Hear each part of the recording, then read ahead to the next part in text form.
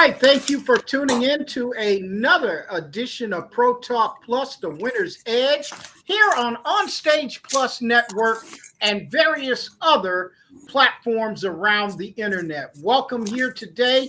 We are here with the Rad Man ready to get it on in the divisional round of the NFL playoffs. This is where the big money goes down. So you better pay close attention to the Rad Man today because he is only making four solid picks. Four solid picks, 4 games, divisional round. Rad Man, are you ready to get it in, buddy? I'm ready, and I hope you were with me last week because Tampa Bay, I told you Tampa Bay would cover that 8-point spread. They won by double digits by 16 points or more in that game. Told you to watch out for them. They did what they had to do, which was not only win the game, but cover the spread in that contest last week. I was good. KC, I told you I'm usually take the points with the Steelers, but not last. I said nope. They cannot. The Steelers just don't have enough offense to compete with the Kansas City Chiefs. And I told you give up the 13 points, and Kansas City obliged with a complete blowout of the Pittsburgh Steelers for the second time this season. So if you had those 2 picks right there, you were with me. You had yourself a win. And I also told you to take the 49ers in the 4.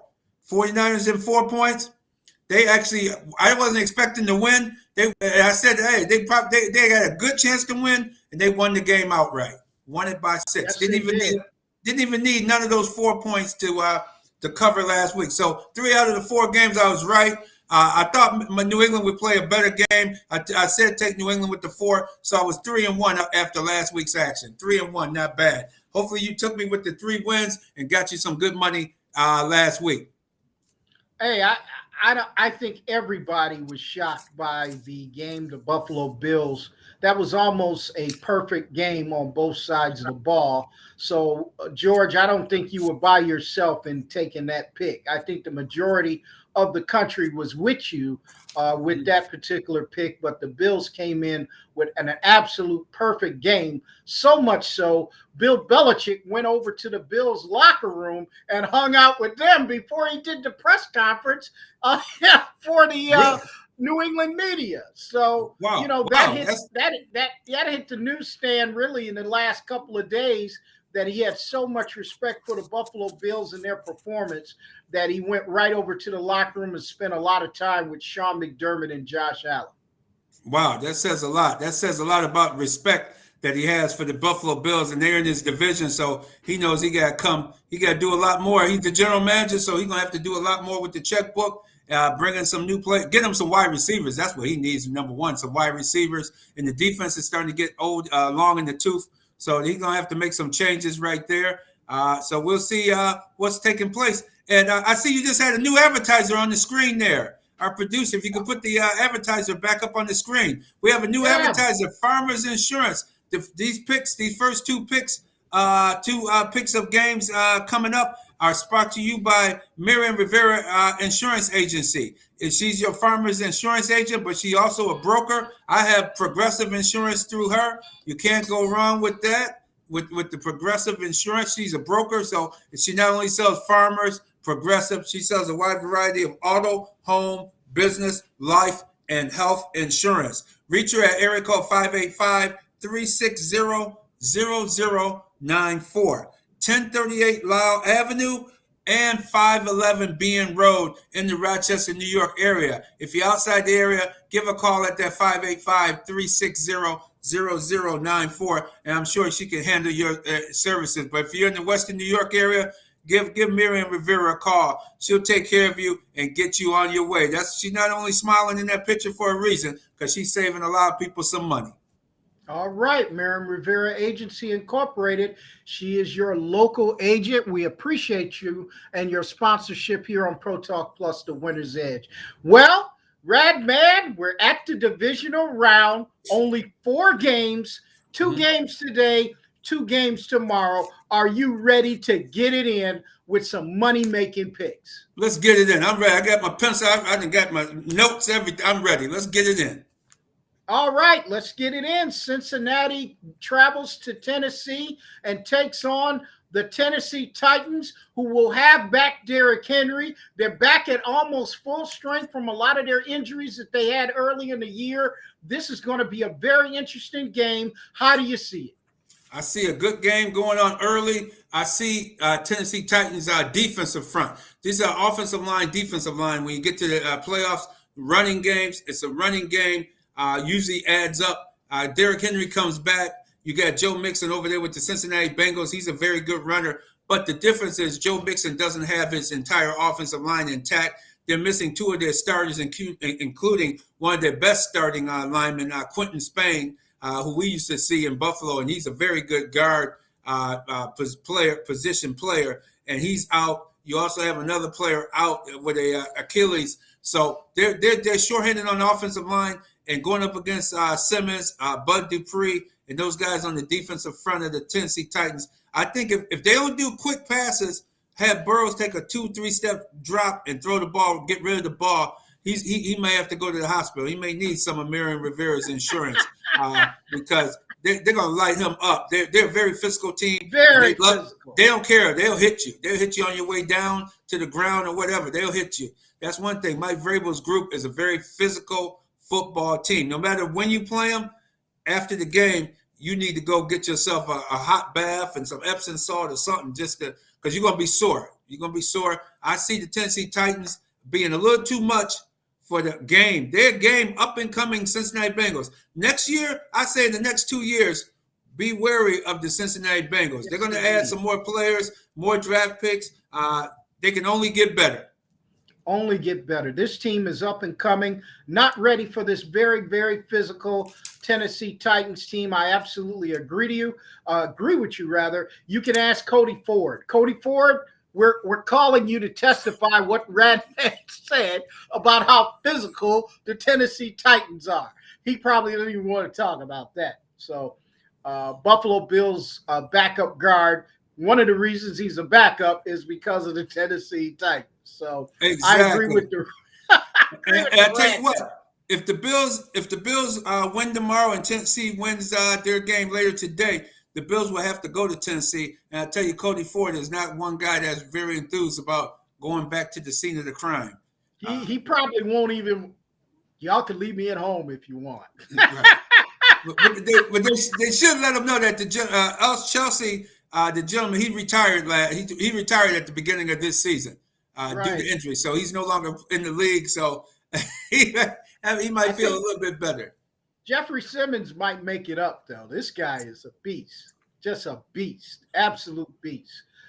We've got some really physical teams left in this tournament, and the Tennessee Titans is one of them. What are your thoughts on Derrick Henry? Do you think he's back at full strength?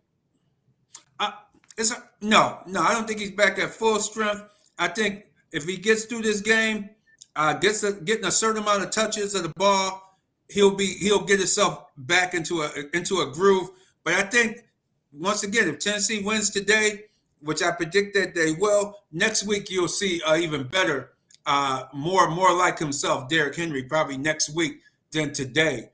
And then if they get to the Super Bowl, you're really going to see something with Derrick Henry in about 3 weeks if they're able to run the table and get to SoFi Stadium in Inglewood, California. Derrick Henry, it takes a while. He's been out way too long. Now you get real hits. Cincinnati should try to come and stack the box and jump on him early and force Tannehill to throw the ball. That will give them a chance. Trey Hendrickson and those guys on the other side of the ball may get a chance to get in and force Tannehill to turn the ball over. Absolutely. All right, we're ready to go to our next game. San Francisco at Green Bay is the later game today. San Francisco upset the Dallas Cowboys and now travel to Lambeau Field. And Aaron Rodgers and a very, very good Green Bay Packer team. How do you see this game, Redman? I see this being another good contest.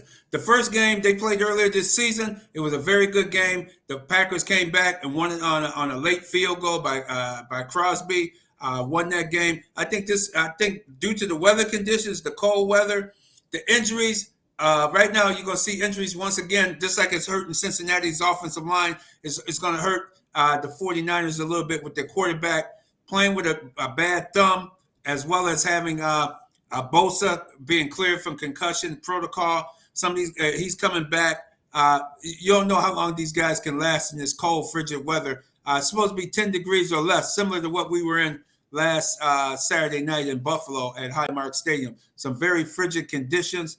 I just don't see the team 49ers traveling from the West Coast coming all the way over to the Midwest to a frigid condition and being able to function. And Deebo Samuels may be able to get off. They got to feed him the ball, get him the ball early, get him off so that they can make some plays and make things happen early. So we'll see how that goes with this contest. I like Green Bay in this one. Green Bay, I normally would take the over because these two teams, but with the frigid conditions, that's the only thing that gets me a little wary about this game being in the over. I think it'll be Packers will win, cover the 6 points, 6.5 points to 7 points, but it'll be under 45 as a total. And Garoppolo is not healthy, right? That's right. He has a broken thumb or a chipped thumb. He has some type of thumb injury. Yeah, so that could be a factor also in that cold weather, man. You remember that Midwest cold is a little bit different than what we get here on the East Coast. It's a real bone-chilling cold. It truly is. It truly is a bone-chilling cold, and it just coming out there to play. It's definitely bone-chilling. It's very difficult to play in conditions like that. So let's see how it goes. And right now, I like Green Bay to cover the 6.5 points, and I like it under 45 because the Packers, Devontae Adams, Randall Cobb is coming back. Stratling is look like he might be out. He's doubtful with the back injury, but Randall Cobb can give him some looks too. And these guys are used to playing in the cold weather. They're used to playing in that cold weather for sure. So I think that will be a very good game. But take Green Bay in the under 45. All right, we're going to go to the second half games. We got a sponsor for the second half. Let's talk about that first. Who this great sponsor is, Burgos Income Tax. Let's talk about them first, and then we'll go into those games. Yes, it's Burgos Income Tax. Giving out big and fast tax refunds. You want that big tax refund? It starts on Monday the 24th. The tax season kicks off on this coming Monday, January 24th. So kick off your tax season right by getting a hold of Al Burgos Income Tax, area code 585-266-2680. He's giving out big and fast tax refunds. So get your paperwork together, give Al a call, make an appointment. Him and his courtesy staff. He got beautiful staff. He had about 3 locations here in Rochester. Beautiful staff. They speak English, fluent Spanish. Whatever, they'll definitely work with you and help you get the biggest tax refund allowable to you in your situation. So Burgos Income Tax, 266-2680, area code 585 for that big and fast tax refund. All right, we've got 2 games on Sunday. These are going to be some very interesting contests, beginning with the Los Angeles Rams against the Tampa Bay Buccaneers. How do you see this game? Fontenette has finally landed from that whooping he took from the New Orleans Saints and became a helicopter, but he might play. He might. That's very questionable. Because I got that really took a lot out of him. You saw it. You sent me the film, and because I didn't see that game. I didn't see that game for some reason. I don't know. I must have went to sleep early on that one. Man, missed that Sunday night game. But man, New Orleans came to play, and that's what happens when a team comes to play and the opponent kind of comes to play, but not 100% into it. Because man, they had a tough. And think about it too. They had just played a tough game with Buffalo. So that Buffalo game and they went to overtime too. We didn't think about that. Right, yeah. They went almost 5 quarters of football. And those guys, Brady, he ain't getting any younger. And a lot of those guys, it was some hard hitting in that Bills game. But to go from that to a completely hard hitting game where they would take Chris Godwin got hit going across the middle. He's out for the year. Mike Evans left that game. Leonard Fournette left that game. He hasn't been back yet.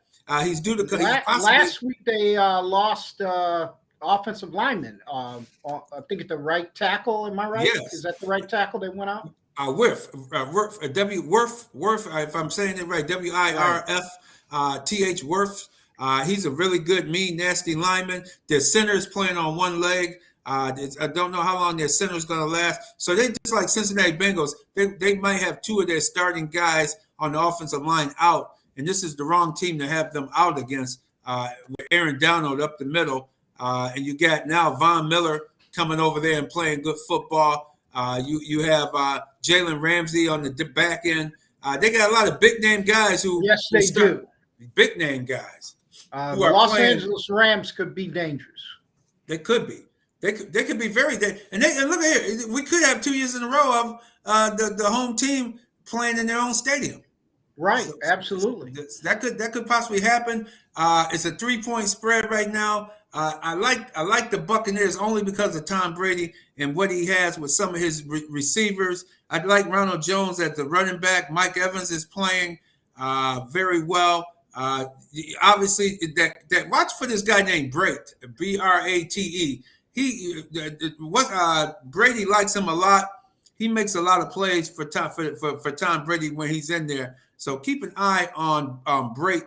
He's very he's a go-to guy, a lesser known guy on that Tampa Bay team. I like Tampa Bay winning it by more than 3 because I think Matthew Stafford is not going to. Todd Bowles is going to have some things for Matt Stafford, and Matt Stafford is going to walk right into some of those Todd Bowles traps, and he's going to turn the ball over. Where Tom Brady may have to punt and things, but Tom Brady won't be turning the ball over as much as I'm expecting Stafford to do so. So for that very reason, I'm taking the Tampa Bay Bucks minus the 3 at home. I think they'll win by a field goal or more. But I'd be surprised. I wouldn't be that surprised if Tampa Bay wins by 3, which means it'll end up being a push, meaning you don't win any money and you don't lose any money. So don't be surprised if it's a push. And don't be surprised if the Rams defense really comes in there and take advantage of that Tampa Bay offense. But I'm going with the stronger quarterback, and I think they'll be able to overcome what the Rams are going to be bringing them because the Rams are coming from the West Coast. They're flying over to the South. They're going south. They went south. So it should be a good game, very good game. All these games this weekend should be very entertaining, and especially the 2 games tomorrow. The leading game, Tampa Bay and the Rams, should be a very good contest. Take the Buccaneers minus the 3 points. And I think it'll be under 45. All right. The final contest for tomorrow is Western New York's own Buffalo Bills will be taking on the Kansas City Chiefs. They travel to formerly Arrowhead Stadium. It's now Gihai Arrowhead Stadium. Yeah. I don't know what. I think that's an energy company or something. But, that's who they are? Okay. Yeah, I'm pretty sure that's an energy company of some kind, but it should be a very interesting game. How do you see this game, Radman? What are going to be the key points in this game, and what advantages do you see in this game? And looking at the spread, it's very close, and I think a lot of that is due to the 3 points you're giving at home, and they're giving it to the Chiefs, but I think there's some advantages there for the Buffalo Bills also. Yes, this is going to be a very entertaining game. It's the marquee game of the weekend. That's why it's at 6:30 on Sunday evening, the last game of the day. Buffalo coming in. And right now, I always got to check the weather. You know, this time of year, I'm always checking the weather. I'm heading out there later today to Kansas City for this contest to cover this game. It looks like it's going to be in the high 40s, early high 40s, almost 48, almost 50 degrees tomorrow. But because the kickoff is at 6:30, the temperature will be dropping, and it looks like it's going to drop from almost 50 degrees down to when that sun goes down to roughly around 35 to 37 degrees. Clear, chilly, but you can throw the ball. And since you'll be able to throw the ball, it's not going to be raining like it rained the last time they played it. And you had a heavy rain, right, Mighty Over? You tell me about it. You covered that game. It was a brutal rain. Soaked, man, soaked. It rained. So, and that was after the game. That was after. Yeah. I was inside, in the press box for the game, but it rained from almost the kickoff till 1 or 2 in the morning. Yeah, and if I'm not mistaken, they stopped. I believe. Yeah, I'm almost Yeah, certain. you had an hour They stop for thunderstorms. right. They had Yeah, a storm effect, a storm delay. Now that you call it almost like baseball, they had over an hour delay in that game too. right. So I don't think you'll see that delays tonight. Tomorrow night, I think it's going to be a fast track. I think both teams are going to be offensively minded. The defense is the key. Is will Melvin Ingram, and Chris Jones, the Honey Badger for Kansas City, will they force turnovers? Will they force Josh Allen into looks that he hasn't seen before and force Josh Allen to turn the ball over? And then you flip the other side. Will Jordan Poyer and Micah Hyde dial up the defense? Because they're great. Their best thing about them is they disguise the coverage. The Bills are the best team in the league, I think, at disguising the defensive coverage. Will they bait Mahomes into throwing the ball? And he threw 2 interceptions last time. If the Bills can get Mahomes to throw some interceptions, I see the Bills winning this game. It's a -2. Now it's down. It went from -3 down to 2.5, and now I just looked. It's 1.5. That means a lot of money is being bet on the Buffalo Bills. I don't know if that's good or bad, but a lot of money is for the points to drop a whole point in less than 2 hours. That means, man, Buffalo people putting their money on the Bills, mighty over. I think they're right. Even though I think this game could go either way. Also, the linebacker for the Kansas City Chiefs this week, Willie Gay, was arrested for beating up a vacuum cleaner. Wow. I didn't know that was against the law. Well, I guess if you don't own the vacuum cleaner, maybe that's what it was. Maybe Hoover is the one that put in the complaint, man. I don't know. And I guess his fiance called the police. My fiance has destroyed my vacuum cleaner. I want him arrested. Ah, yeah, I thought so. It didn't belong to him. Okay, Something's always. If you notice, Radman, Kansas City is always getting somebody in trouble before big games. I don't know what it is, man. They always have some issues before big games, man. You're right. You're right about that. It's something about Kansas City and that whole area out there. And defensively, also for the Bills, I mentioned Jordan Poyer and Hyde dialing up the disguises. I'm expecting a real big game out of Harrison Phillips, as he mentioned during the interview earlier in the week, that he's from Omaha. So this is really his home game. He said this is the closest he gets to his home of Omaha. So I didn't realize he was from Omaha. I thought he was a West Coast guy. No wonder he played well in the cold weather. Right. He didn't. It didn't bother him a bit, and he played well. Let me ask you this. Now, there's something that you brought up earlier in the week. Do you think Andy Reid is going to go after Dane Jackson and Eli Wallace to see if they can hold it down on the corners? And will the Bills be able? Because if people don't realize it, if Micah Hyde doesn't make that play last week, that's a touchdown. That's a touchdown. And it was pretty good coverage. It's just a matter of it was a well-thrown ball. Micah Hyde made an unbelievable play. But obviously, do you think that Andy Reid is going to see if Dane Jackson and Eli Wallace are up to the task? Because remember, last game, most people stay away from Tre'Davious White. You don't have that luxury anymore. So will they be able to sustain themselves at the corners? And Mahomes and Andy Reid are going to go after him with Eric Bieniemy as the offensive coordinator. They're going to test Eli Wallace and Dane Jackson. You're absolutely right. This is where you miss Tre'Davious White the most. They're going to go after him. Last week, I thought they had nerves because nerves got into these guys. Because in that first quarter, I felt that the Bills' defense, that's the first time I seen them blow assignments. They blew like 3 or 4 assignments in that first quarter. It's just that they didn't get burnt for the touchdown, the great play by Hyde, and some other plays downfield by pushing the receivers out of bounds after the catch. Or in one case, the guy dropped the ball that was completely wide open for the Patriots last week. But you're right. Yeah, Andy Reid's coming after these guys. Bubble screens at the line of scrimmage. He's going to force to see who wants to tackle. Who wants to tackle in this game? Is Levi Wallace a tackler? Is Dane Jackson a tackler? Will you guys get in the mud and dirt and make a play? And then the key, too, what I was thinking about, too, earlier in the week, who's going to be the third and fourth corners that come on the field? You already have Taron Johnson out there, Taron Johnson, but you also going to bring on Saran Neal, right? or Cam Lewis, or Demler, because Saran Neal is not a cover guy. I expect them to go whoever Saran Neal is on. I expect them to go after him. Also, what about, you talked a little bit with Andy Reid about the emergence of this new short game that they've introduced the last few weeks with Tyreek Hill and their other receivers.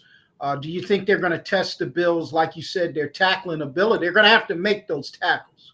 Yeah, they're going to test the Bills complete. They're going to stretch the Bills. The Bills are going to be tested in every phase of the game possible on the defensive side of the ball. The linebackers, they didn't blitz last time. The Bills went with four linemen, and they did create pressure. Jerry Hughes had 9 pressures in that first game. So that was early in the season too. So his legs were still kind of young back in, kind of fresh during that early season game. But the Bills are going to go with 4. They got to go with 4 because if you blitz, he just had he being Andy Reid and Mahomes, they have, and Eric Bieniemy, they have way too many receivers. Now with Pringle, Coleman, McKinnon, he's new. They got McKinnon out there, and then you got Kelsey, Tyreek Hill. I mean, they just got an onslaught. They remind me of the Chargers of the Eric Coryell days. You gotta find a way to stop them and hope Mahomes doesn't get hot. Now, let me ask you this, Radman. Do you think they're going to be able to take the run away from the Kansas City Chiefs? Remember, Kansas City was unable to run against the Bills. Mm-hmm. And that's something that Kansas City was able to do in that first game last year. They ran for 243 yards. Will the Bills be able to keep the running game under control in this game?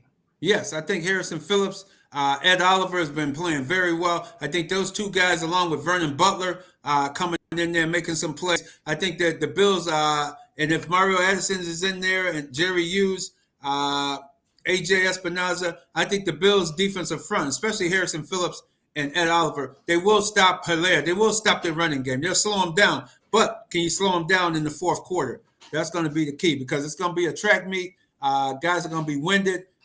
Can the Bills slow them down? I think they can slow them down enough. I don't think they'll be able to slow them down overall, but they'll be able to slow them down enough that the Bills will be able to get a turnover or two and be able to pull this game out and look and take over 60 because I have it 35-31 is what I see. Buffalo 35, Kansas City Chiefs 31.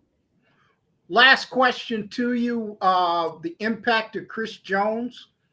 He didn't play in that first game.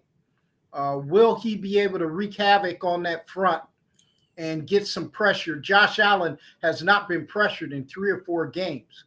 And the Bills, 3 out of 4 games have not punted. That's unheard of. Will they have that luxury? And if they don't have that luxury, we're going to find out about this punter too because he's had some struggles. Yeah, it's a shame we don't have Corey Berinquez from last season, but this Matt Hawk is struggling. He's struggling as a punter. Chris Jones will play strong. Chris Jones, and with the emergence of Melvin Ingram, he wasn't with them either. They traded for him. I'm surprised the Steelers let him go. Something must have happened. I was shocked. He had a great game against the Bills. Yeah, you know, when Pittsburgh played, he must have fell out with somebody or something. Had to be because he wasn't there that long, man. It was right. They signed him from LA Chargers, right? And I thought he was playing well for the Steelers, and then they traded him to Kansas City. Now he could have he was not with them in that first game. He had an impact against the Bills when he was with Pittsburgh. Now, if I was Kansas City, wouldn't you kind of take a look at that film and see what happens? Absolutely. See what he was doing, how he played, because he was sacking. He was in the backfield a lot. Yeah. So we're down to our last few seconds. I know you got to get going. Have a safe trip to Kansas City. The Radman's picks are in. We're going to do a pregame show on tomorrow. So try to catch us at 11 a.m. Central Time, 12 p.m. Eastern Standard Time. Radman, have a safe and enjoyable trip, and we'll talk to you a little later. And thank our advertisers for sponsoring the show: Miriam Rivera Insurance Agency and Burgos Income Tax Service. Thank you very much for supporting us and being our sponsors for Pro Talk Plus and Pro Talk Plus, the Winner's Edge. All right, we'll see you next week in the AFC NFC Championship game as the Rad Man makes his Super Bowl predictions. That's right.